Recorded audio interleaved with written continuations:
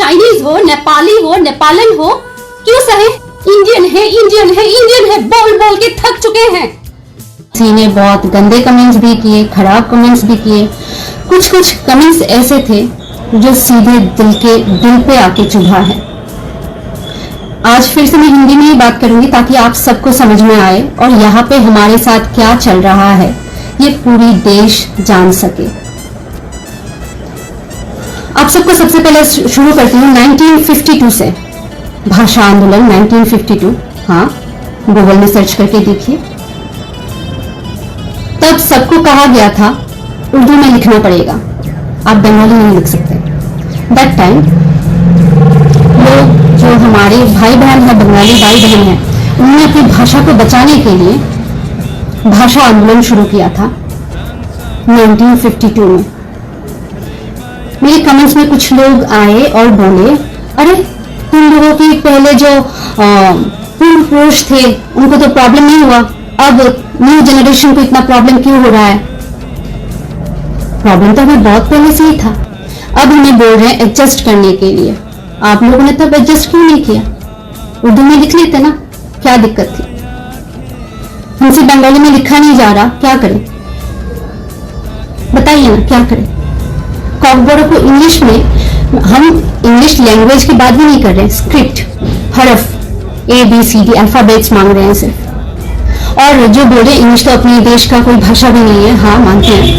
फिर ना आर्टिकल है 348,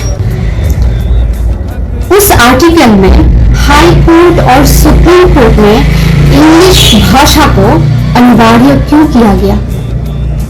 इंग्लिश भाषा को, हम तो स्क्रिप्ट मांग रहे हैं, भाषा भी नहीं, हमारे पास भाषा है, हम बस इंग्लिश स्क्रिप्ट में, नॉन स्क्रिप्ट में कंफर्टेबल है।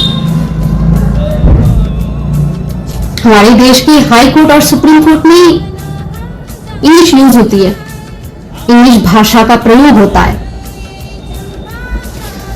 और कुछ कमेंट्स करने वालों में एक व्यक्ति है रूपम हजारिका नाम की, उसने मुझे जिनपिंग कहा, नक्सली टिप्पणी, यानी कि IPC धारा 153 के तहत उसको सजा मिलनी चाहिए। भाई साहब की प्रोफाइल में, भाई साहब एक असिस्टेंट मैनेजर नहीं, मैनेजर है, state bank of India, live in Guwahati Assam, Dibrugarh.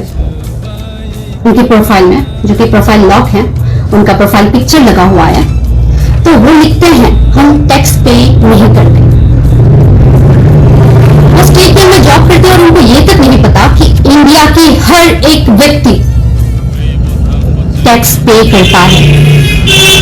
दो तरीके की टैक्स होता है, एक होता है डायरेक्ट टैक्स, दूसरा होता है इनडायरेक्ट टैक्स। अब जैसे भी हो, हम टैक्स पे करते हैं। इंडिया की हर एक इंसान, चाहे वो किसान हो, चाहे वो नौकरी करता हो, चाहे वो कुछ भी हो, वो टैक्स पे करता है। कैसे? मेरे पास एक फेशियल वाइप्स है, इसमें लिखा हुआ है इंक्लूसिव ऑफ ऑल टैक्सेस। इसका मतलब क्या पता है? मतलब सारे टैक्स मिला के हर चीज में टैक्स लगता है, पेंसिल से लेके माचिस से लेके हर चीज में जो हम खरीदते हैं। उनको लगता है कि जो प्रधानमंत्री ग्राम सड़क योजना है ये सब उनके पैसे से हो रहा है, हमने कुछ योगदान नहीं दिया है। स्टेट रिफॉर्म से लेके कंट्री रिफॉर्म तक हर जगह पे हमारी कंट्रीब्यूशन है। आप कैसे बोल सकते हैं हमने कुछ नहीं किया है, अपने देश के लिए टैक्स नहीं देते? आप इस देश के जितने हिस्सेदार हो, जितने हकदार हो, उतने ही हम भी हैं। हर बात पे हमें इंडियन होने की आप सबके पास प्रमाण क्यों देना पड़ेगा? क्यों देना पड़ेगा? मैं क्यों दूं?